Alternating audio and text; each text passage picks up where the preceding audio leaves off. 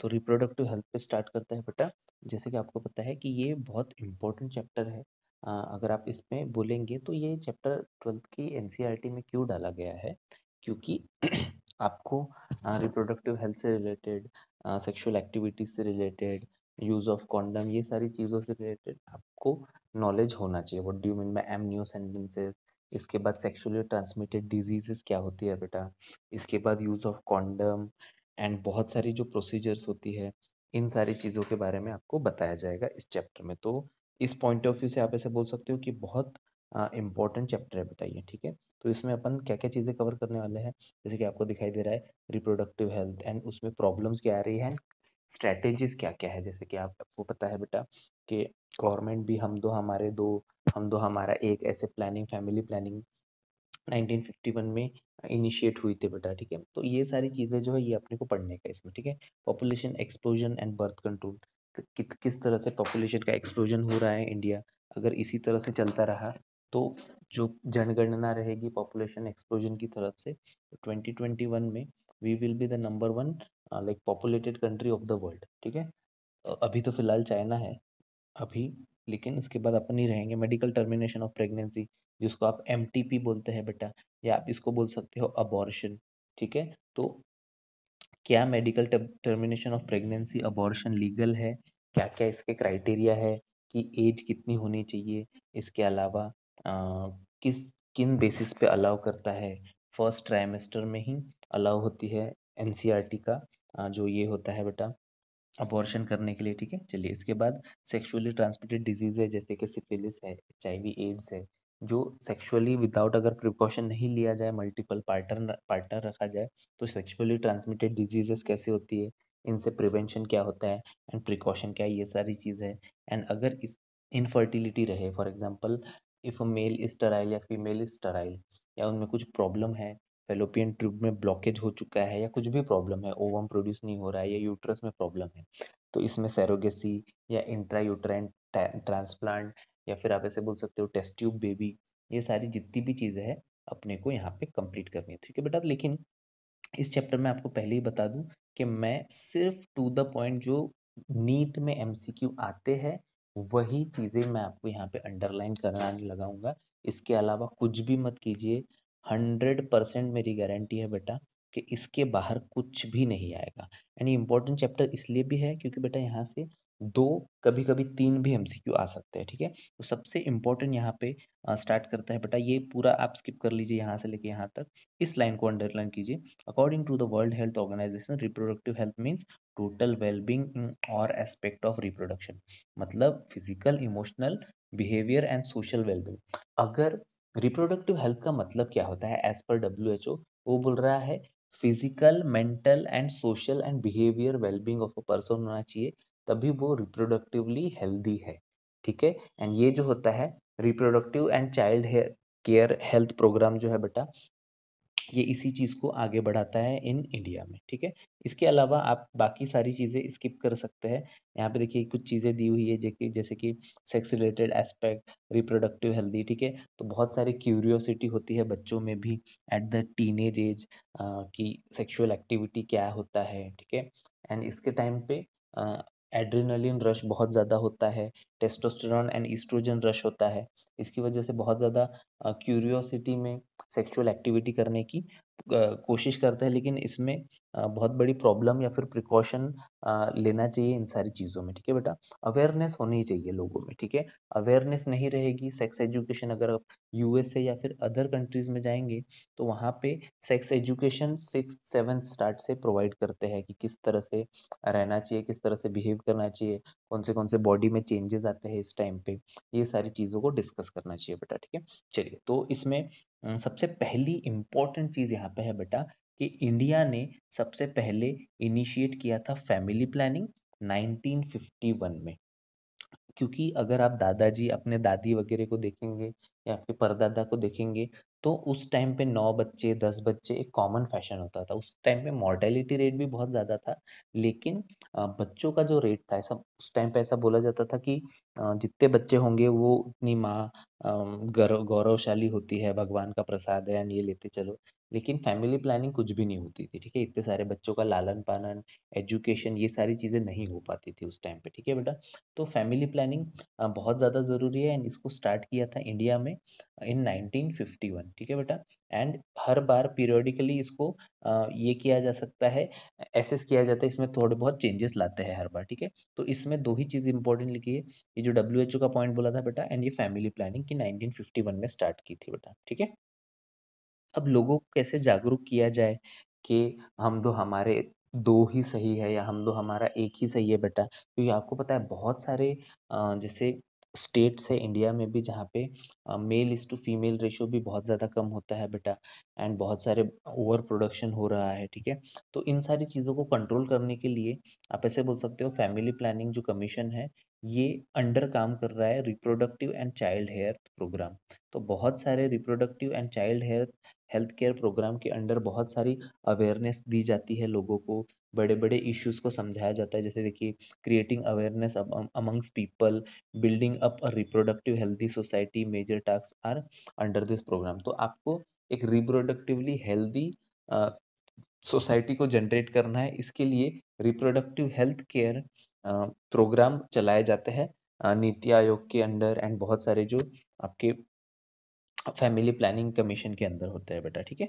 चलिए इसके बाद अब इनमें क्या किया जा सकता है, इनमें इनमें बहुत सारी एड्स वगैरह दी जा सकती है। वैसे आप ये पूरा पैराग्राफ स्किप कर सकते हो, बस इसमें छोटा-सा मैं आपको बता देता हूँ कि प्रिंट मीडिया का यूज़ करेंगे, रेडियो वगैरह का यूज़ करेंगे बेटा, टीवी का यूज़ करेंगे एंड इस तरह से लोगों में अवेयरनेस फैलाएँगे। इससे related sexually transmitted diseases like STD, syphilis, HIV, AIDS इन सारे चीज़ों से रिलेटेड भी अवेयरनेस दे सकते हैं, ठीक है? अगर मदर है तो मदर को बहुत ज़्यादा जो प्रीनैटल, पोस्टनैटल केयर है उसके लिए भी ब्रेस्ट फीडिंग से रिलेटेड जैसे अवेयरनेस बताई जाती है कि 6 महीने तक सिर्फ़ मदर का दूध ही देना चाहिए बच्चे को, इसके अलावा कुछ भी नहीं देना चाहिए। कैसे अपन इसके through awareness, sex abuse, child abuse and sex related crimes को भी कम कर सकते हैं। तो इस तरह से आप ऐसे बोल सकते हो कि एजुकेशन के थ्रू एंड ये जो आपकी reproductive child hair health care program जो है इसके थ्रू जो गवर्नमेंट है वो बहुत ज़्यादा लोगों के अगेंस्ट मतलब लोगों के लिए अवेयरनेस का प्रोग्राम चला रही है बेटा, ठीक है? अब ये सारी चीज़ें आप स्किप कर सकते हैं। एक चीज़ यहाँ पे अंडरलाइन कीजिए बेटा, वो है एमनियो सेंटेंसेस। इसके ऊपर एमसीक्यू ज़रूर आएगा एंड इसके ऊपर नीट 2020 में एमसीक्यू आ रहा है। फॉर श्योर लिख के रख लीजिए, ठीक है? एमनियो सेंटेंसेस का मतलब क्या होता है बेटा कि मदर के आपको पता है बेटा कि यहाँ पे एमनियो सेंटेंसेस क्या होता है फॉर एग्जांपल यहाँ पे बेबी है, ठीक है? यहाँ पे बेबी है एंड बेबी आपको पता है एमनियोटिक फ्लूइड में है, ठीक है? यहाँ पे एमनियोटिक फ्लूइड है, तो यहाँ पे उसके सम ऑफ द सेल्स भी पाए जाते हैं बेटा, ठीक है? जो प्लेसेंटा से रिलीज होते हैं, ठीक है? जो बेबी से रिलीज होते हैं, तो यहाँ पे उसके कुछ मात्रा में सेल्स पाए जा सकते हैं एंड इन सेल्स को इस फ्लूइड को एक इंजेक्शन की मदद से आफ्टर 3 मंथ्स निकाला जा सकता है, 2.5 महीने के बाद निकालते हैं बेटा एंड इसमें मेनली आप ऐसे बोल सकते हो कि इसको इस एमनियोटिक फ्लूइड का मेन पर्पस क्या था उस टाइम पे? इसको क्यों निकाला जाता था? इसको निकाला जाता था बेटा to determine whether the person is having down syndrome और नॉट मतलब आने वाले बच्चे को डाउन सिंड्रोम है कि नहीं? हीमोफीलिया है कि नहीं? कोई सिकल सेल एनीमिया है कि नहीं? सेक्स लिंक्ड डिजीज़ है कि नहीं? या कोई ऑटोसोमल डिजीज़ है कि नहीं? या फिर डाउन सिंड्रोम है कि नहीं? इसके अलावा बहुत सारी अलग-अलग बीमारियों को डिस्कवर करने के लिए इसका आप ऐसे बोल सकते हो डिस्कवरी की गई थी। लेकिन आज की डेट में आप ऐसे बोल सकते हो इंडिया में इसका बहुत गलत तरह से इस्तेमाल हो जाता है बेटा। It is used only for sex determination and आपको पता है कि ये बहुत गलत तरीका है। अगर फीमेल चाइल्ड है तो उसको वो पेट में ही किल कर देते हैं। तो इसकी वजह से जो male is to female ratio है, ठीक है? वो बहुत कम होते जा रहा है। मेल्स बढ़ते जा रहे हैं, मतलब 1000 मेल्स के अगेंस्ट बहुत सारे स्टेट्स ऐसी भी है कि 936 फीमेल्स है या फिर 836 फीमेल है। तो फीमेल्स का रेशो कम कम होते जा रहा है। अगर अपन बच्चियों को मारेंगे पेट में ही, तो अपन शादी किससे करेंगे? ठीक है, एंड अपने बच्चे कैसे होंगे? ठीक है, बहुत सारी चीज़ें हैं बेटा, तो इससे पूरी सोसाइटी डिस्टर्ब हो सकती है। ओके, तो इस चीज़ को अपन याद रखेंगे बेटा। एमनियोसेंटेंसेस किस चीज़ के लिए किया गया था?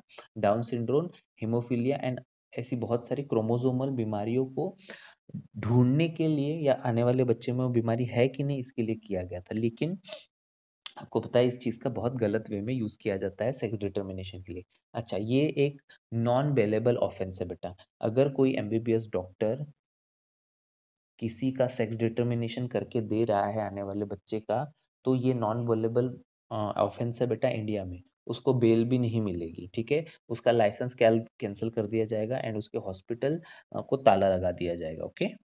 नेक्स्ट चीज़ जो बेटा यहाँ पे इम्पोर्टेंट है एंड आप अंडरलाइन कर लीजिए इसको, वो है सहेली। अब देखिए एक फैमिली प्लानिंग में अ, एक फैमिली प्लानिंग में बच्चे बार-बार ना हो एंड एक प्रॉपर मेंटेन रहे डिस्टेंस, मतलब एक पहले एंड दूसरे चाइल्ड के बीच में कम से कम 3 से 5 साल का डिफरेंस होना चाहिए। इस चीज़ को मेंटेन करने के लिए फिर बहुत सारे आईयूडीज़ होते हैं बेटा, कॉन्ट्रासेप्टिव डिवाइसेस होते हैं, लिपस लिपस लूप्स होते हैं, ठीक है? बहुत सारी चीज़ें यूज़ की जा सकती है। इसमें एक और चीज़ है बेटा कि मेडिकेशन देके भी किया जा सकता है। तो ये जो सहेली होती है, ये एक ओरल कॉन्ट्रासेप्टिव पिल होती है बेटा, एंड ये जो होती है वंस इन अ वीक खानी पड़ती है। 1 वीक में 1 भी खाए तब भी वो काम चल जाएगा बेटा, क्योंकि ये कहीं न कहीं हॉर्मोन्स को नॉन स्टेरॉयडल प्रिपरेशन होता है बेटा, कॉन्ट्रासेप्टिव पिल होती है एंड इसके मिनिमम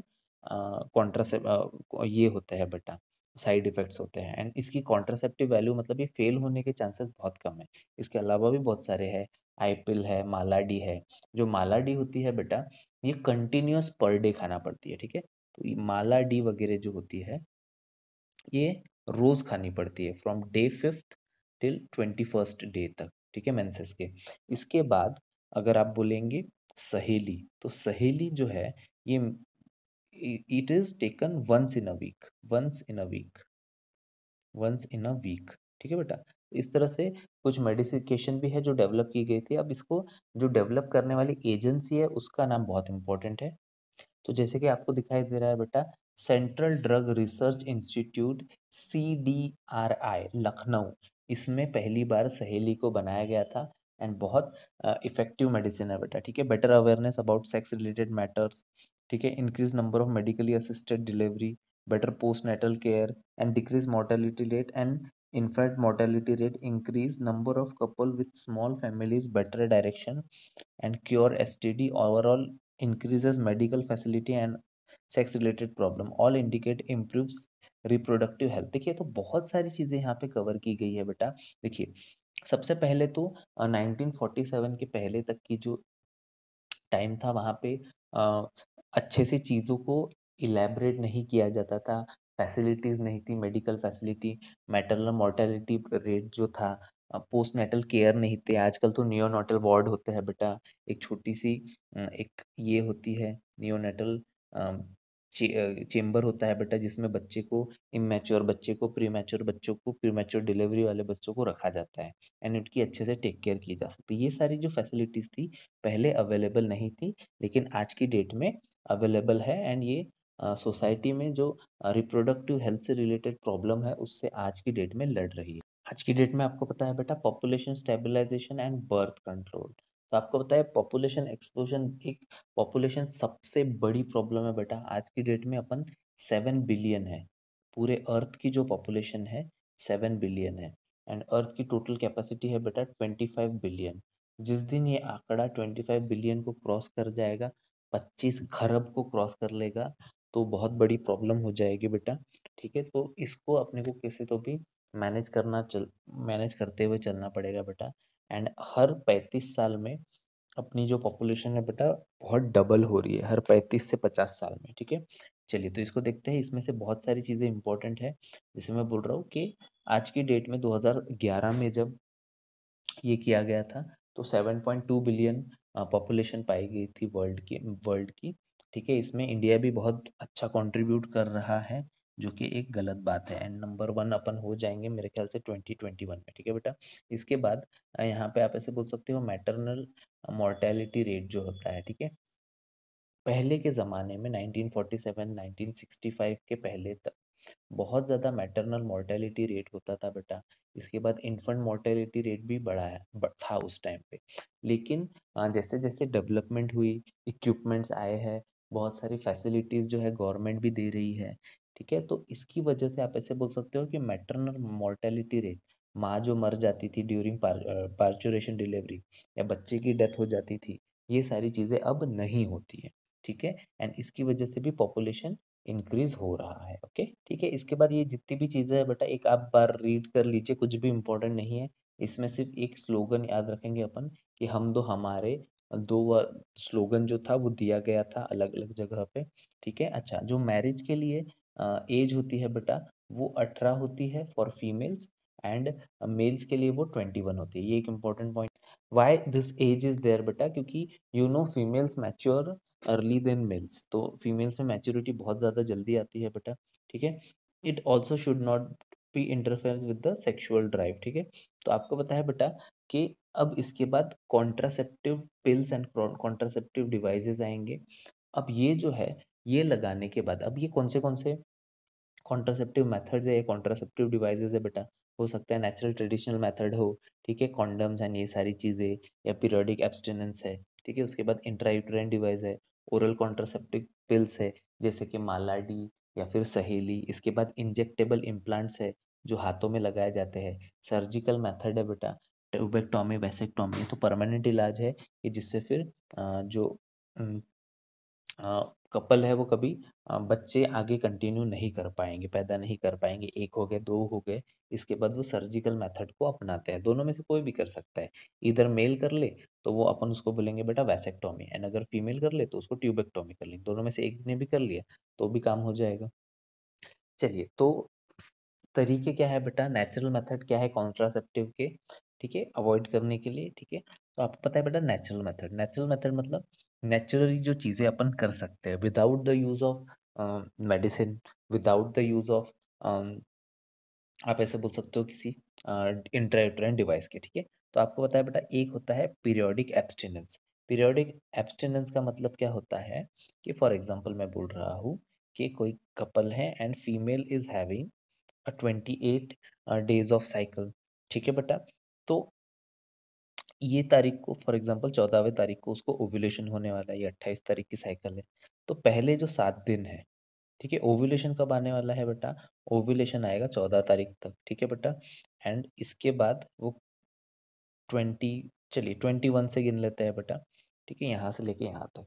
तो आपको पता है कि 10 से 17 तारीख, आपको पता है कि 14 तारीख को ओव्यूलेशन होने वाला है, मतलब ओवम आने वाला है।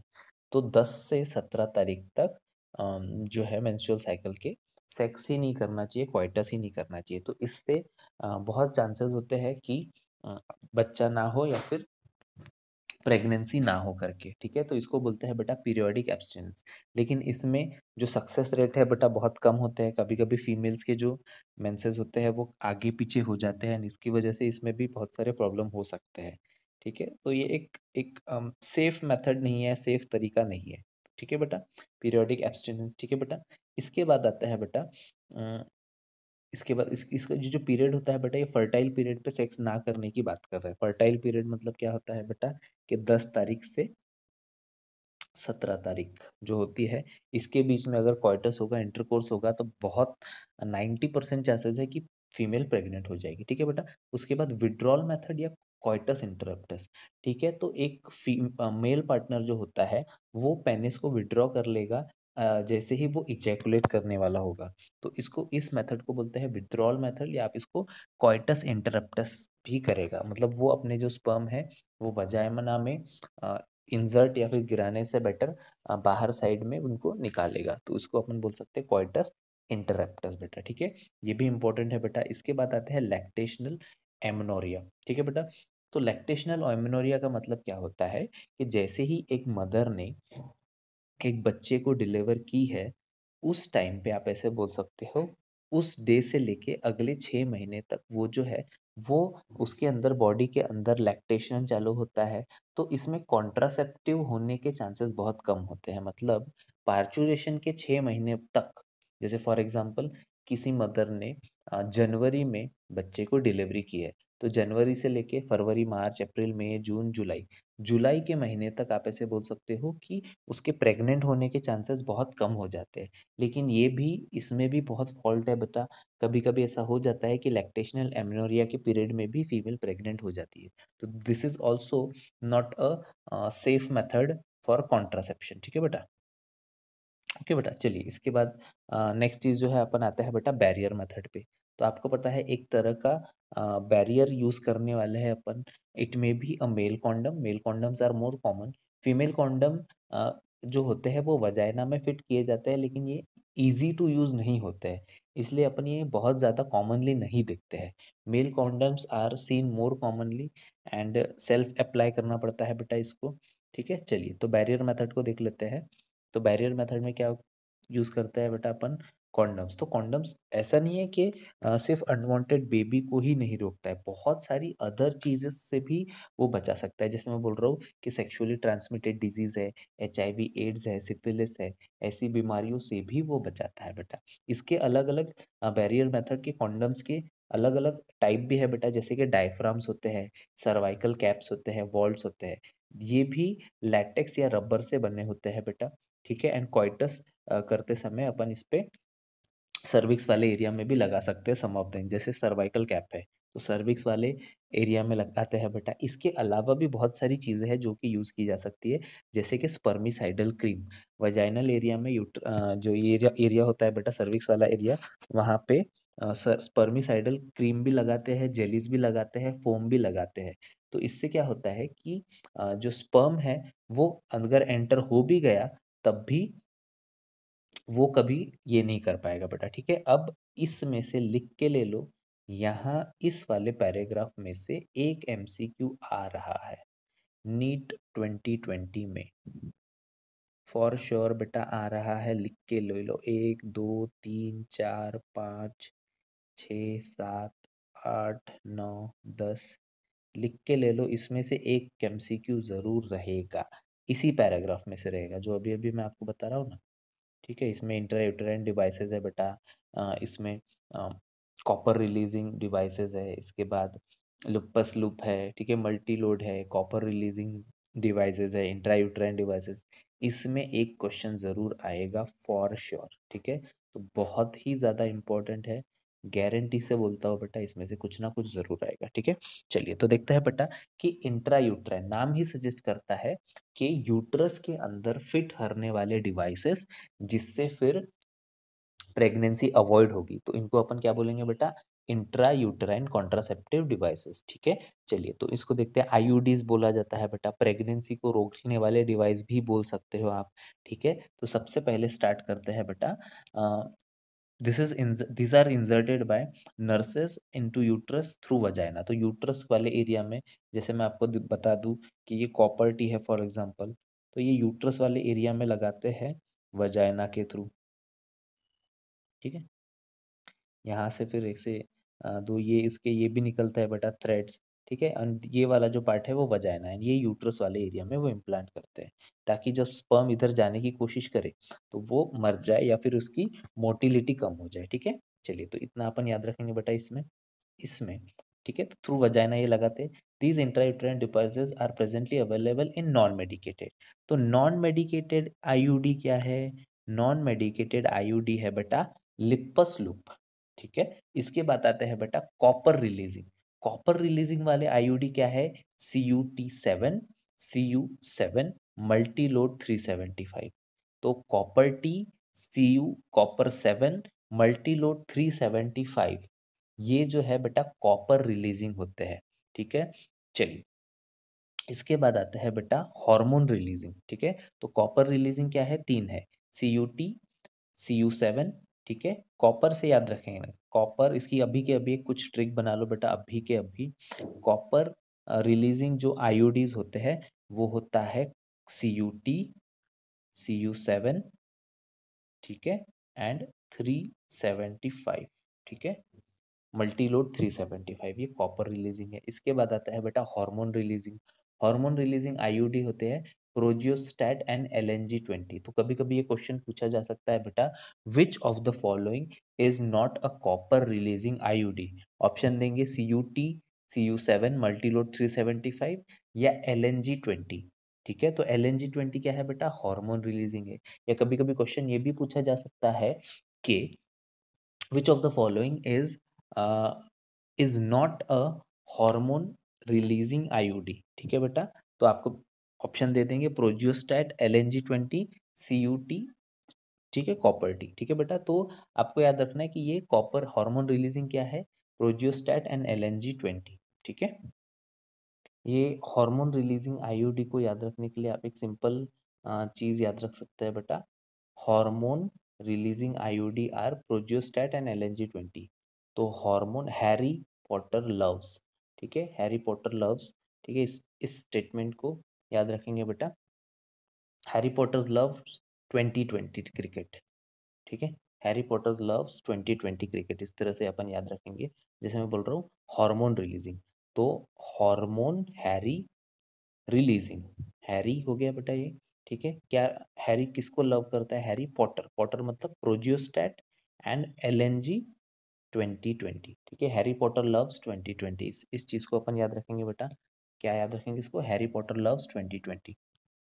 चलिए नेक्स्ट चीज पे आता है बेटा इसके बाद। तो ये अपन समझ गए हैरी पॉटर लव्स 2020 मतलब हार्मोन रिलीजिंग, पॉटर से आएगा प्रोजियोस्टैट एंड लव्स क्या रहेगा, LNG-2020। ठीक है बेटा, आईयूडी इंक्रीजेस द फैगोसाइटोसिस। ठीक है, तो ये आईयूडी क्या करते हैं बेटा, फैगोसाइटोसिस को इंक्रीज करते हैं विद इन यूट्रस।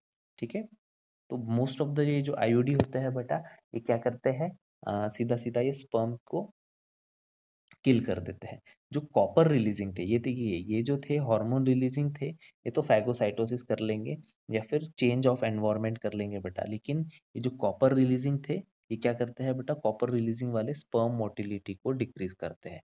तो उसकी जो स्पर्म की फर्टिलाइजिंग कैपेसिटी होती है वो डिक्रीज हो जाती है बेटा। ठीक है, उसके बाद ये जो हार्मोन रिलीजिंग होता है बेटा, ये जो हार्मोन रिलीजिंग है CUT, ठीक है, सॉरी हार्मोन रिलीजिंग वाले थे बेटा आपके हैरी पॉटर लव्स 2020 मतलब प्रोजियोस्टैट एंड LNG-20। ये क्या करते हैं, एंडोमेट्रियम की लाइनिंग को गड़बड़ करा देते हैं, मतलब यूट्रस की एंडोमेट्रियम लाइनिंग को गड़बड़ करते हैं ताकि इम्प्लांटेशन ना हो पाए। ठीक है, so it makes unsuitable for implantation. ठीक है, तो ये जो हार्मोन रिलीजिंग आईयूडी होती है बेटा, ये क्या करती है, यूट्रस को अनसुटेबल फॉर इम्प्लांटेशन बना देती है। Very clear. ठीक है, सर्विस हॉस्टाइल फॉर स्पर्म। ठीक है, तो IUD are ideal contraceptive for females who delay pregnancy and space for between children. ठीक है, तो आपको पता है एक बच्चा जब तक 5 साल का नहीं हो जाता या 3 साल का नहीं हो जाता है, तब तक दूसरे बच्चे की प्लानिंग नहीं करनी चाहिए। ठीक है बेटा, ये चीजें अपने को याद रखनी चाहिए। अब इन जगह पे आपको सिर्फ दो ही चीजें याद रखनी है बेटा, कि देखिए बहुत सारी ऐसी मेडिसिन होती है, ओरल कॉन्ट्रासेप्टिव पिल्स होती है जो कि बनी होती है प्रोजियोस्टेरॉन, ठीक है, प्रोजेस्टेरॉन या प्रोजियो प्रोजिस्टोजेन, ठीक है, प्रोजिस्टोजेन या फिर प्रोजिस्टोजेन प्लस ईस्ट्रोजन। ठीक है, तो ये प्रोजेस्टेरॉन का ही कॉम्बिनेशन है बेटा। ठीक है, तो प्रोजेस्टेरॉन एंड ईस्ट्रोजन का कॉम्बिनेशन भी देते हैं इसमें। इससे क्या होता है, दो तरह की मेडिसिन आपको याद रखनी है बेटा, एक है मालाडी। ठीक है, ये जो मालाडी होती है, ये 5वें दिन से 21वें दिन तक खानी पड़ती है। देखिए यहाँ पे लिखा हुआ है, it is taken from period of 21 days starting from 5th day. ठीक है, तो 5th day of menstrual cycle से लेके 21st डे तक खानी पड़ती है। ठीक है, तो ये क्या होती है बेटा, ये डेली खानी पड़ती है मालाडी या माला एन जैसी टेबलेट्स जो होती है। ठीक है, तो इससे भी कॉन्ट्रासेप्शन बचता है बेटा, एंड इससे बहुत बार ये होता है कि ये प्रिवेंट करती है कॉन्ट्रासेप्शन को बाय इनहिबिटिंग। देखिए यहाँ पे क्या लिखा हुआ है, by inhibiting the ovulation and implantation. ठीक है, तो प्रिवेंट करती है कॉन्ट्रासेप्शन एंड म्यूकस को इतना बढ़ा देती है, फॉर एग्जांपल मैं बोल रहा हूँ कि ये सर्विक्स वाला जो एरिया है, यहाँ पे म्यूकस के फ्लो को वो इतना बढ़ा देंगे कि स्पर्म की एंट्री ही रुक जाएगी towards fallopian tube and ovum. ठीक है बेटा, तो ये भी चीज़ें कर सकती है ये मेडिसिन। सीधा-सीधा क्या कर रही है कि म्यूकस को फ्लो को बढ़ाती है। जो आपका यूट्रस है इसके एंडोमेट्रियम की लाइनिंग को थिक या कम ज़्यादा कर सकती है बेटा ये, एंड जिसकी वजह से इम्प्लांटेशन नहीं होगा। ठीक है, इनहिबिट ओव्यूलेशन भी करती है ये। ठीक है, ठीक है, तो अलग अलग गोलियां जो है प्रिवेंट ओव्यूलेशन भी करती है। इसके अलावा जो सहेली है, ये दो दूसरी इंपॉर्टेंट चीज़ है बेटा। ये जो सहेली है, सहेली क्या करती है बेटा, ये आपको वंस इन अ वीक लेना पड़ता है। ठीक है, तो ये आपको लेना पड़ेगा वंस इन अ वीक। ठीक है, एंड ये भी आप ऐसे बोल सकते हो कि अनवांटेड प्रेगनेंसी को अ, कम करती है बेटा। ये नॉन स्टेरॉयडल प्रिपरेशन है, एंड इसके साइड इफेक्ट्स जो है बहुत कम होते हैं। Few side effects and high contraceptive value, मतलब इसमें फेलियर के चांसेस बहुत कम है। तो आपके सामने एक डायग्राम आ चुका है बेटा, देखिए वहाँ पे क्या बोल रहा है कि ये जो इम्प्लांट है, ये इम्प्लांट्स इस तरह स्किन के अंदर हो करते हैं बेटा। ये जो इम्प्लांट्स होते हैं, these are under the skin करते हैं बेटा। एंड इसमें क्या चीज़ होती है, इसमें प्रोजेस्टेरॉन एंड ईस्ट्रोजन का कॉम्बिनेशन होता है। ठीक है, तो ये भी सेम तरह का इफेक्ट करती है। ठीक है, सिमिलर टू पिल्स ये काम करती है। Effective period are much longer. ठीक है, तो ये अगर डाल दिए है इम्प्लांट स्किन में फीमेल के, स्पेशली हाथ वाले रीजन में ये डाल देते हैं बेटा ये। ठीक है, एंड इससे क्या होता है कि फीमेल के प्रेग्नेंस होने के चांसेस भी कम हो जाते हैं। ठीक है, क्योंकि ईस्ट्रोजन एंड प्रोजेस्टेरॉन अपन इसके बॉडी में इम्प्लांट कर रहे हैं बेटा। Administration of progestogen and progesterone combination 72 hours quarters can be found very effective. ठीक है बेटा, तो ये जो बात कर रहे हैं यहाँ पे 72 घंटों के अंदर, अगर ने आपने सुना होगा इस मेडिसिन का बहुत इंपॉर्टेंट नाम है आईपिल, जिसको बोलते हैं। आईपीएल नहीं, आईपिल, अनवांटेड 72 आपने मेडिसिन सुनी होगी बेटा।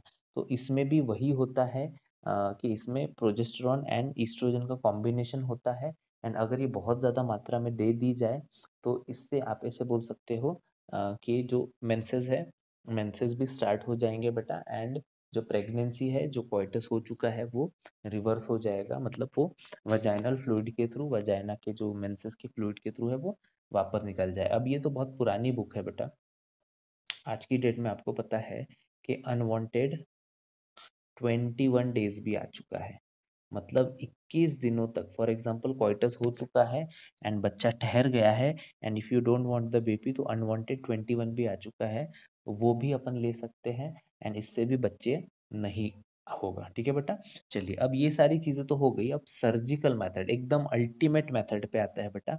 एंड जो अल्टीमेट मेथड है वो है स्टरलाइजेशन। स्टरलाइजेशन मतलब ट्यूबेक्टोमी कर लो या वैसेक्टोमी कर लो। ठीक है बेटा, ये जो दोनों डायग्राम है बेटा, ये कभी ना कभी पूछे जाते हैं, एंड इसको अपन स्टार मार्क कर लेंगे। ठीक है, तो वैसेक्टोमी, वैसेक्टोमी मेल्स में होती है। ठीक है, क्या कट कर रहे हैं, वास डिफरेंस को कट कर रहे हैं, टाई कर रहे हैं। ठीक है बेटा, cut and tied and tied and cut दोनों भी सही मेथड होता है बेटा।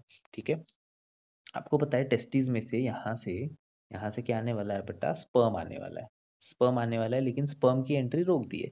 लेकिन आपको पता है कि यहाँ पे सेमाइनल वेसाइकल है, यहाँ पे कॉर्पस ग्लैंड है, ठीक है, बल्बो यूरेथ्रल ग्लैंड है। ये सारे डक्ट्स का जो सिक्रीशन है वो तो जाएगा। सिर्फ उसमें क्या नहीं रहेगा बेटा, सीमेन में, सीमेन में सिर्फ और सिर्फ स्पर्म नहीं रहेंगे, बाकी सारी चीजें रहेगी।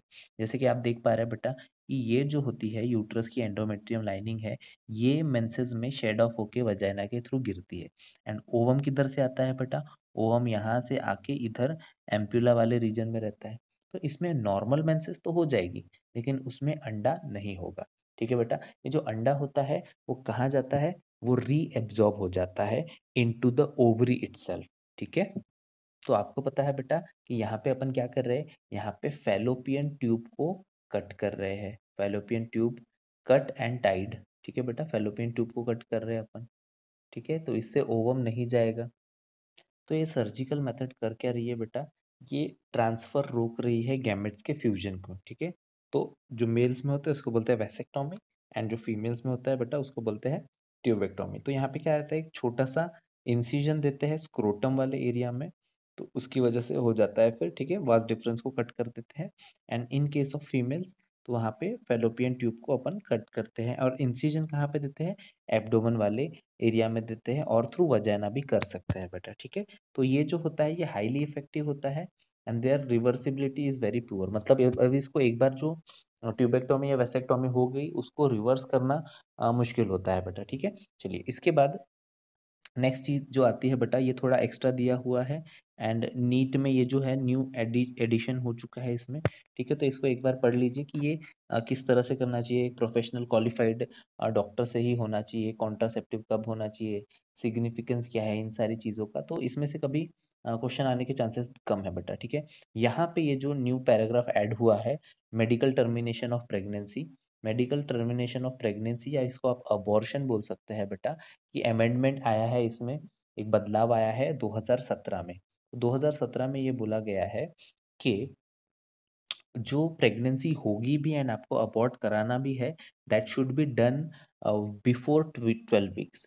12 वीक्स का है तभी आप उसको रोक सकते हैं, but fewer than 24 weeks to registered medical, अगर अगर 24 वीक है, 24 वीक मतलब आप बोल सकते हो बेटा 5 महीने के आगे बढ़ चुका है, ठीक है। 12 वीक, 1 वीक मतलब 1 वीक, सॉरी 4 वीक मतलब 1 मंथ, ठीक है। 8 वीक मतलब 2 मंथ, 12 वीक मतलब 3 मंथ, ठीक है। उसके बाद 16 मतलब 4, एंड 20 मतलब 5 मंथ, और 24 मतलब छठवां मंथ है, ठीक है बेटा। तो छठवें मंथ में दो मेडिकल प्रैक्टिशनर की एडवाइस लेनी पड़ेगी। अब ऐसा क्यों हो सकता है कि टर्मिनेशन क्यों कोई फीमेल चाहेगी? फॉर एग्जांपल किसी के आने वाले बच्चे में कोई बहुत बड़ा डिफेक्ट है, या फिर कोई क्रोमोसोमल बीमारी है, या ऐसा कुछ है, या फिर रेप केस की वजह से कोई फीमेल प्रेग्नेंट हो गई है एंड वो बच्चा उसको बार बार उस इंसिडेंट की याद दिलाएगा। इन सारे केसेस में गवर्नमेंट अलाउ करती है फीमेल को whether to keep that baby, या फिर वो उसको अबॉर्ट भी कर सकती है। तो बहुत सारे केसेस ऐसे होता है बेटा कि विमेन के ऊपर अत्याचार किया गया, फीमेल के ऊपर बहुत सारी चीज़ें की गई है, सफ़र करती है, फिजिकल एंड मेंटल एबनॉर्मलिटी हो जाए, तो ऐसे केसेस में आप ऐसे बोल सकते हो कि गवर्नमेंट उनको अलाउ करती है। इवन नॉर्मली भी females are allowed to do abortion, अगर अनवांटेड प्रेगनेंसी हो चुकी है तो पूरा उनका लीगल डॉक्यूमेंटेशन करके भी इट इज़ लीगल कि अबॉर्ट करना अभी आप बोल सकते हो कि लीगल है, ठीक है। लेकिन that should be done before, एक ही कंडीशन है बेटा उसकी, 12 वीक्स के पहले वो होना चाहिए करके, ठीक है। 12 वीक के पहले होना चाहिए, ठीक है। चलिए, तो यही चीज़ यहाँ पे दी हुई है बेटा, मेडिकल टर्मिनेशन ऑफ प्रेगनेंसी। देखिए यहाँ पे बोला है कि MTP abortion nearly 40 to 50 million, 40 to 50 million मतलब देखिए सोच लीजिए बेटा, 1 million is equals to 10 lakh, मतलब ये 4 से 5 करोड़ की बात कर रहा है, ठीक है। तो 4 से 5 करोड़ जो है बेटा वो अबॉर्शन में ही जाते हैं, मतलब टोटल 1/5, मतलब दुनिया में जितने, फॉर एग्जांपल मैं बोल रहा हूँ कि 5 फीमेल प्रेग्नेंट हो रही है पूरे वर्ल्ड में, तो उसमें से एक जो है एक फीमेल अबॉर्ट होती है। मतलब मैं बोल रहा हूँ अगर 50 फीमेल प्रेग्नेंट हो रही है तो 10 फीमेल अबॉर्शन करा लेती है, 500 फीमेल प्रेग्नेंट हो रही है तो 100 फीमेल अबॉर्शन करा लेती है, अगर 5000 फीमेल प्रेग्नेंट हो रही है तो 1000 अबॉर्शन में ही जाता है बेटा। तो यही सारी चीज़ें दी गई है कि that should be done in first trimester. जो पहला, देखिए जो ये प्रेगनेंसी है बेटा 3 हिस्सों में डिवाइड होती है। नंबर 1 जो होती है दैट इज पहला दूसरा तीसरा महीना, पहला दूसरा तीसरा महीना, इसको बोलते हैं फर्स्ट ट्राइमेस्टर। चौथा पांचवा छठवां महीना जो होता है इसको बोलते हैं सेकेंड ट्राइमेस्टर, एंड सातवां आठवां नौवां ये थर्ड ट्राइमेस्टर होता है।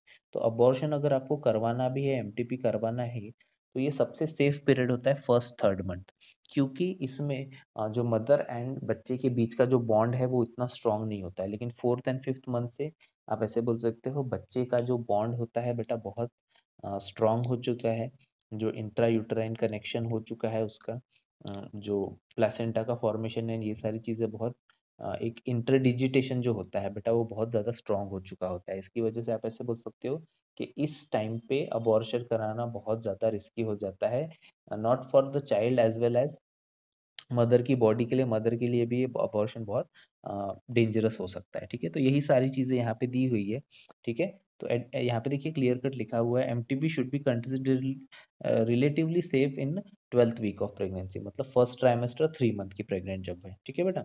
इसके अलावा कुछ भी ऐसी चीज़ें यहाँ पे नहीं है कि जो ठीक है करके, मतलब आप इसको एक बार रीड आउट कर लीजिए, एमसीक्यू नहीं आएगा उसमें से। देखिए यहाँ पे क्लियर कट लिखा है, this should be avoided that it is dangerous for the young mother as well as for the foetus, ठीक है। तो ये बहुत ज़्यादा डेंजर है बेटा, and need to be unprotected daughters and risks of factor avoided, illegal abortion as well, providing more healthcare facilities. ठीक है, तो illegal abortion अवॉइड, जो आपके अनप्रोटेक्टेड सेक्स है, कोइटस है, उसको भी रोकना चाहिए। इन सारी चीज़ों को ध्यान रखें। ठीक है बेटा, तो अपन आ चुके हैं अभी सेक्सुअली ट्रांसमिटेड डिजीज के ऊपर, एसटीडीज इसको बोलते हैं। इसका अल्टरनेट नाम होता है बेटा वीडी। वीडी मतलब वेनेरियल डिजीजेस, ठीक है, वेनेरियल डिजीजेस भी इनको बोला जाता है बेटा, या फिर रिप्रोडक्टिव ट्रैक इन्फेक्शन, आरटीआई भी बोला जा सकता है। ठीक है, अब इनके तीन नाम है बेटा, सेक्सुअली ट्रांसमिटेड डिजीजेस, या इसको आप बोल सकते हो वीडी मतलब वेनेरियल डिजीज, या इसको रिप्रोडक्टिव ट्रैक इन्फेक्शन भी बोल सकते हो।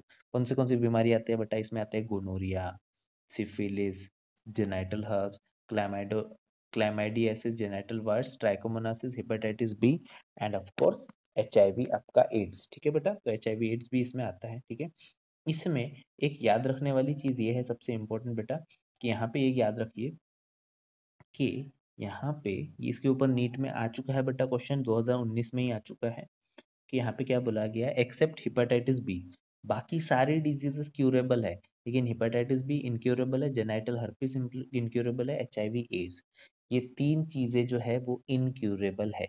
इनके ऊपर ना आप ऐसे बोल सकते हो कि अगर ये हो गया तो फिर कोई आपको बचा नहीं सकता है बेटा। ठीक है, क्योंकि इनक्यूरेबल डिजीजेस है।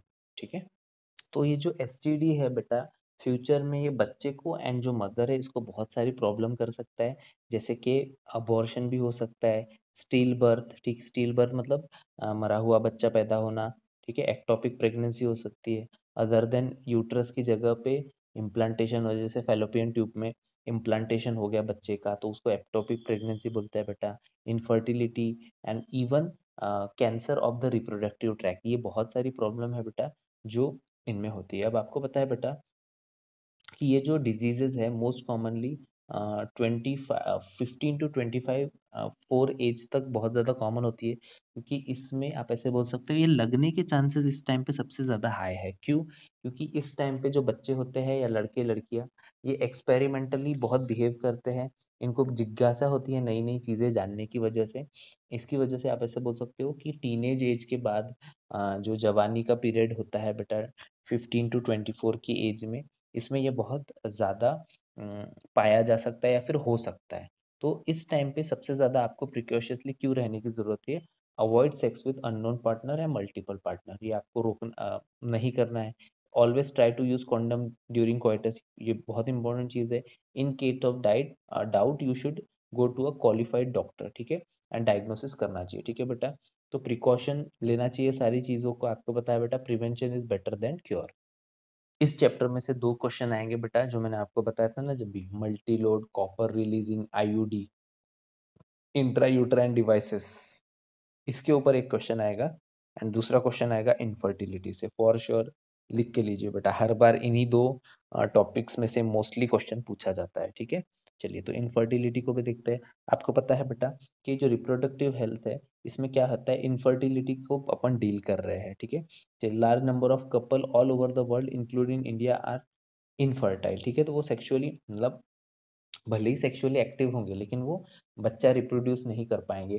फॉर एग्जांपल किसी मेल का स्पर्म स्पर्म काउंट कम है, ठीक है, या फिर इरेक्शन में प्रॉब्लम हो रहा है, पेनिस इरेक्शन में प्रॉब्लम हो रहा है, या फिर किसी का फीमेल का फेलोपियन ट्यूब ब्लॉक है, या फिर आप ऐसे बोल सकते हो कि जो यूट्रस है वो अनसुटेबल है फॉर प्रेगनेंसी। तो इन सारी चीज़ों को किस तरह से ट्रीट किया जा सकता है, या फिर कैसे टेस्ट ट्यूब बेबी या असिस्टेड रिप्रोडक्टिव टेक्नोलॉजी का यूज़ किया जा सकता है, इस चीज़ को देखते हैं।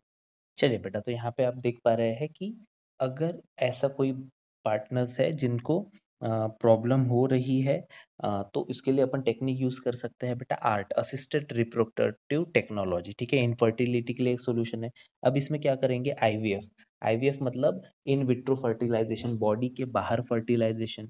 ठीक है, the fertilization takes place outside the body, ठीक है, and almost the same environmental condition. ठीक है बेटा, तो ये सारी चीज़ें की सकती है। अब इसमें क्या करते हैं, एम्ब्रियो ट्रांसफ़र भी करते हैं। जैसे फॉर एग्जांपल मैं बोल रहा हूँ कि किसी फीमेल में ये प्रॉब्लम है बेटा कि वो प्रॉपरली अच्छे से ओवम प्रोड्यूस नहीं कर पा रही है, ठीक है, या फिर मेल में प्रॉब्लम है कि वो मेल प्रॉपरली ज़ायगोट मतलब स्पर्म उसका काउंट कम है या फर्टिलाइज़ नहीं कर पा रहा है या फिर उसके पेनिस में इरेक्शन का प्रॉब्लम है। तो ये क्या करेंगे, अपन क्या करेंगे बेटा इसमें, इसमें अपन लेंगे मदर से, वाइफ से या फिर किसी हेल्दी डोनर से अपन ओवा ले लेंगे and sperm will be taken from husband या फिर किसी हेल्दी डोनर से ले लेंगे।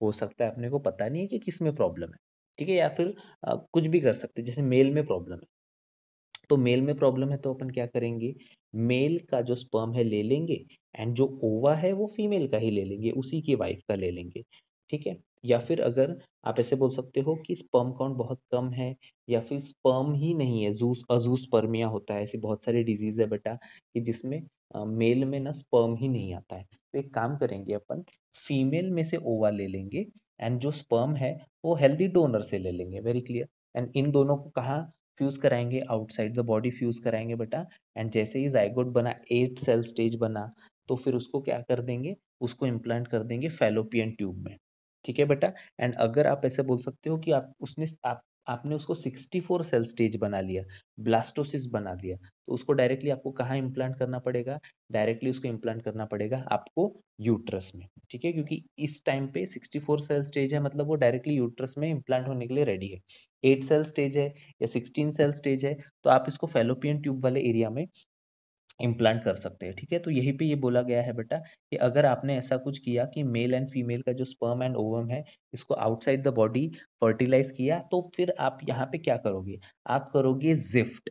जिफ्ट मतलब zygote intrafallopian transfer, zygote intrafallopian transfer. और अभी अभी बताया बेटा कि इसमें क्या होगा, इसमें 8 ब्लास्टोमियर तक की स्टेज को आप फेलोपियन ट्यूब में इम्प्लांट कर सकते हैं बेटा, ठीक है।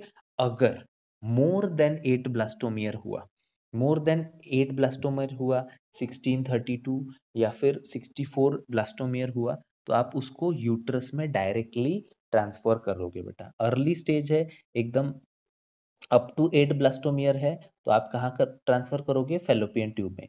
अगर मोर देन 8 ब्लास्टोमियर है तो आप कहाँ ट्रांसफर करोगे, यूट्रस में इम्प्लांट करोगे, है ना बेटा। तो इसको आप बोल सकते हैं उसके बाद इंट्रा यूटेराइन ट्रांसफर, इसको भी बोल सकता है बेटा, ठीक है। इसके अलावा ये बात बोलिए, embryos formed in vivo fertilization fusion of gametes in female also be used in transfer to assist in those who can not conceive, ठीक है बेटा। तो जो कंसीव नहीं कर पा रहे हैं, ठीक है, मतलब जिनमें आप ऐसे बोल सकते हो मेल में प्रॉब्लम है या ऐसे कुछ है, तो embryo formed in vivo fertilization fusion of gamete within female, ठीक है। तो इसमें क्या कर सकते हैं कि अपन स्पर्म को उनके अंदर डाल के ओवम को साथ फर्टिलाइज करके सीधा सीधा एम्ब्रियो में मतलब जो उसका बच्चा है यूट्रस में डाल सकते हैं, ये भी चीज़ की जा सकती है बेटा, ठीक है। इसके बाद एक बात बोली गई है, transfer of ovum collected from a donor into fallopian tube. तो फैलोपियन ट्रांसफर देखिए, अब क्या किया है, फॉर एग्जांपल मैं बोल रहा हूँ कि ये जो फीमेल है, फीमेल का जो यूट्रस है, यूट्रस सही है, यूट्रस सही है, ये जो यूट्रस है ये पोजीशन सही है, लेकिन इसका फैलोपियन ट्यूब काम नहीं कर रहा है। या फिर आप ऐसे बोल सकते हो कि इसके ओवरी में प्रॉब्लम है, ओवरी में सिस्ट आ गया या कुछ हो गया है। तो अब इसमें क्या करेंगे बेटा कि इसमें अपन क्या करेंगे कि इसको इंट्रा फैलोपियन ट्रांसफर करेंगे, मतलब transfer of ovum collected from a donor into fallopian tube, ठीक है। तो फैलोपियन ट्यूब देखिए, मैं बोल रहा हूँ ओवरी में प्रॉब्लम है, इस ओवरी में प्रॉब्लम है कि वो ओवम नहीं बना पा रहा है, तो अपन क्या करेंगे, एक हेल्दी डोनर से ले लेंगे ओवम, ठीक है, ट्रांसफर ऑफ ओवम कर देंगे एंड उसके फैलोपियन ट्यूब में उसको डाल देंगे एंड नॉर्मली फिर जब स्पर्म की एंट्री हो जाएगी तो वो उसको फर्टिलाइज कर लेगा। तो यहाँ पे ओवरी का कोई काम नहीं है, देखिए इसका फैलोपियन ट्यूब सही है, इसका यूट्रस सही है, लेकिन प्रॉब्लम कहाँ था, ओवरी में कहाँ था बेटा। तो अपन सीधा सीधा गैमेट इंट्राफैलोपियन ट्रांसफर करेंगे, मतलब फैलोपियन ट्यूब में हेल्दी डोनर की ओवम को डाल देंगे, ठीक है बेटा, ठीक है। एंड इसकी जो यूट्रस है वो भी सही है, अपन ने अभी अभी बोले, तो यूट्रस में सही है होने की वजह से वो 9 महीने की प्रेगनेंसी भी झेल पाएगी बराबर अच्छे से, है ना। चलिए इसके बाद आता है बेटा इंट्रासाइटोप्लाज्मिक स्पर्म इंजेक्शन, आईसीएसआई, ठीक है बेटा। तो अगर किसी स्पर्म में काउंट कम हो रहा है या फिर इनफर्टिलिटी का केस हो रहा है, तो अपन क्या करेंगे कि इंट्रासाइटोप्लाज्मिक स्पर्म इंजेक्शन डाल देंगे, स्पर्म का इंजेक्शन डाल देंगे बेटा उस इधर उसके फैलोपियन ट्यूब में या फिर आप ऐसे बोल सकते हो कि उसके मतलब इसमें बाहर भी इसको डाल सकते हैं बेटा। मतलब मेनली अपन इसको फीमेल जेनिटल ट्रैक्ट में या फिर फैलोपियन ट्यूब में डाल देंगे बेटा, ठीक है? जब ओवम की डेट है, फॉर एग्जांपल मैं बोल रहा हूँ कि किसी डे को 14वाँ दिन है, अपने को फीमेल की मेंसेस पता है, तो अपन क्या करेंगे, सीधा-सीधा इंट्रासाइटोप्लाज़्मिक स्पर्म इंजेक्शन को फैलोपियन ट्यूब में डाल देंगे। पूरे के पूरे स्पर्म उसके अंदर इंजेक्ट कर देंगे, ठीक है? तो ऐसा केसेस कब कर सकते हैं इंट्रासाइटोप्लाज़्मिक स्पर्म इंजेक्शन, कि जिसमें स्पर्म प्रोडक्शन हो रहा है लेकिन उसका पेनिस इरेक्ट नहीं हो पा रहा है, या फिर ऐसा कुछ हो रहा है कि जिसमें स्पर्म काउंट कम हो रहा है, या ऐसी कुछ प्रॉब्लम हो रहा है कि स्पर्म टेल टूटी हुई है या ऐसा कुछ हो रहा है, ठीक है बेटा? तो ऐसे मेल्स में जो अपनी वाइफ को प्रेग्नेंट नहीं बना पा रहे, या स्पर्म काउंट कम है, या पेनिस इरेक्शन में प्रॉब्लम हो रहा है, ऐसे केसेस में अपन क्या देंगे, इंट्रासाइटोप्लाज्मिक स्पर्म इंजेक्शन दे देंगे उसको, ठीक है? तो is another specialized produce form an embryo in the laboratory in which sperm is directly injected to the ovum, ठीक है? तो ये डायरेक्टली वहाँ पे भी कर सकते हैं या फिर लेबोरेटरी में भी ओवम में इंजेक्ट कर सकते हैं बेटा, इंट्रासाइटोप्लाज्मिक स्पर्म इंजेक्शन, ठीक है? तो ये डिपेंड करता है कि मेल को किस तरह की प्रॉब्लम है। अगर उसमें फर्टिलिटी की पावर तो है लेकिन उसका पेनिस इरेक्ट नहीं हो रहा है, तो उसके स्पर्म को निकाल लेंगे बाहर एंड ओवम स्पर्म को डायरेक्टली ओवम में इंजेक्ट कर लेंगे आउटसाइड द बॉडी एंड फिर इम्प्लांट कर देंगे, या फिर दूसरी भी चीज़ें कर सकते हैं बेटा, ठीक है? तो ये कब कर रहे हैं देखिए यहाँ पे क्लियर कट लिखा हुआ है, when the partner to inseminate the female, ठीक है? तो मेल पार्टनर अगर फीमेल को इंसेमिनेट नहीं कर पाया, उसके वजाइनल ट्रैक में स्पर्म सक्सेसफुली ट्रांसफर नहीं कर पाया, या उसका स्पर्म काउंट कम है टू इजैकुलेट, तब अपन बेटा इंट्रासाइटोप्लाज्मिक ये भी कर सकते हैं, या फिर आप इसको आर्टिफिशियल इंसेमिनेशन भी बोल सकते हैं, ठीक है? इसके अलावा भी आप ऐसे बोल सकते हैं कि डोनर्स आर्टिफिशियली इंट्रायूटेराइन इंसेमिनेशन कर रहा है, ठीक है? तो वो एक ही चीज़ है, एक ही चीज़ को वो बार-बार बता रहा है इधर से, ठीक है? तो ये एक आर्ट की टेक्नोलॉजी होती है बेटा, जिसको अपन करेक्ट करना है। आपको पता है ना कि हर एक मेल में 200 से 300 एमएल काउंट होता है बेटा ब्लड इसका स्पर्म का, ठीक है? हर पर इजैकुलेशन में 2 से 3 सॉरी 3 से 5 एमएल तक के जो सीमेन होता है उसमें 200 से 300 मिलियन स्पर्म काउंट होना चाहिए। लेकिन अगर ये स्पर्म काउंट कभी लेस देन 35 मिलियन हो गया, तो आपको पता है कि वो मेल क्या हो जाएगा? वो मेल स्टेराइल हो जाएगा, ठीक है? तो वो अपनी फीमेल को इंसेमिनेट नहीं कर पाएगा, उसको माँ नहीं बना पाएगा। तो उसके स्पर्म को बाहर निकालिए, बाहर एग एंड स्पर्म का फर्टिलाइज़ेशन कीजिए, ज़ायगोट बनाइए एंड ज़ायगोट को आर्टिफिशियली इंसेमिनेट कर लिए, अंदर डाल दीजिए उसके, ठीक है? वजाइना में या फैलोपियन ट्यूब में या यूट्रस में, ठीक है बेटा? तो ये भी किया जा सकता है। अब इसमें एक ऐसा थॉट प्रोसेस वाला ये पैराग्राफ भी मुझे बहुत अच्छा लगता है, कि यहाँ पे बोला गया है कि बहुत सारी टेक्निक्स है जो यूज़ की जा सकती है, require extremely high precise skill, तो बहुत ज़्यादा स्किल्स की ज़रूरत है, इंस्ट्रूमेंटेशन की ज़रूरत होती है। अपने इंडिया में भी ये बहुत कॉमन हो चला है बेटा। अब इसमें बहुत सारी चीज़ें फैक्टर जो है जो मदर को ही स्पेशली झेलनी पड़ती है एंड पिता को भी झेलनी पड़ती है, कि इमोशनल डिस्टर्बेंस आता है, रिलीजियस एंड सोशल फैक्टर है। लोग बोलते हैं कि इतने साल हो गए, 5 साल हो गए शादी को, अभी तक बच्चा नहीं हो पा रहा है। ये सारी चीज़ें भी बहुत मैटर करती है, तो उनको साइकोलॉजिकली भी इमोशनली भी बहुत ज़्यादा स्ट्रेस आ जाता है कपल को, ठीक है? एंड इसके अलावा भी बहुत सारी चीज़ें हैं बेटा, कि अगर they are not able to reproduce, तो यहाँ पे क्लियर कट एक बहुत अच्छी बात बोली है एनसीईआरटी में, कि आप अडॉप्ट भी कर सकते हैं। क्यों? आपको एक बच्चा मिल जाएगा एंड किसी अनाथ बच्चे को, किसी ऑर्फन को आपका सहारा मिल जाएगा, एक माँ-बाप मिल जाएगा, ठीक है? तो ये भी चीज़ की जा सकती है in case of this infertility, that is also a good solution of this, तो ठीक है? तो मैंने आपको बता दिया है बेटा कि इसमें से 2 जगह से एमसीक्यू आएगा बेटा। एक आएगा इस इनफर्टिलिटी वाले एरिया में से, इनफर्टिलिटी वाले एरिया में से, एंड दूसरा आएगा जो मैंने आपको बताया था कि कॉपर रिलीजिंग आईओडी वगैरह जो थे बेटा, ठीक है? इंट्रा यूटेराइन डिवाइसेस, इन दोनों में से एक एमसीक्यू आ जाएगा। इसके अलावा जो आपका ये वाला एरिया था बेटा, अ, जो वेसेक्टोमी एंड ट्यूबेक्टोमी था, इसमें से भी एक बार देख लीजिए। सहेली कॉन्ट्रासेप्टिव पिल्स एंड मालाडी, ये जो वीकली एंड डे वाली पिल थी उसके ऊपर भी आ सकता है। एमनियोसेंटेंस के ऊपर भी आ सकता है बेटा। तो ये 4-5 ही पॉइंट थे जहाँ से आ सकता है, ठीक है? चलिए let us start with the next chapter, that is evolution.